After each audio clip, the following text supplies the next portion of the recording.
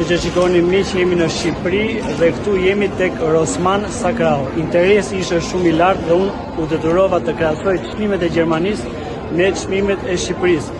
Disa produkte arrinin këtu në Shqipëri të ishin deri në 7.000 lekë më shtrenjtë. Çmimi në Shqipëri me ofertë nga 18.250 lekë, 13.065 lekë.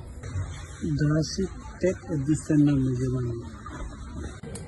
45 lari, 19.075 lekë, është një çmenduri. Ariel 45 lari është 11.99 në Gjermani. Ariel 19.075 lekë. Kurse Ariel 50 lari është 1.99 në Gjermani. 1.65 lekë. Demoli është 0.99 cent në Gjermani. Kjo është një çmenduri Sogranisheve në Shqipëri 4.900 lekë.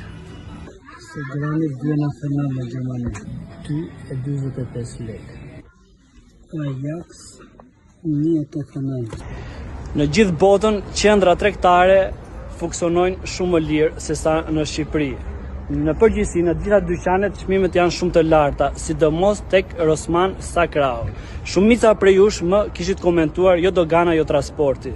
Po, në Shqipëri Krao.rik është më i lirë dhe taksat janë më të lira dhe normalisht çmimet do të jenë edhe pak më shtrenjtë, nuk prish punë. Tani është në dorën tuaj, ti bojkotoni.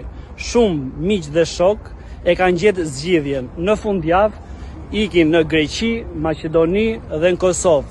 Karburanti më i lirë, çmimet më të lira dhe më cilësore. Ju përshëndes dhe uroj gëzuar festat.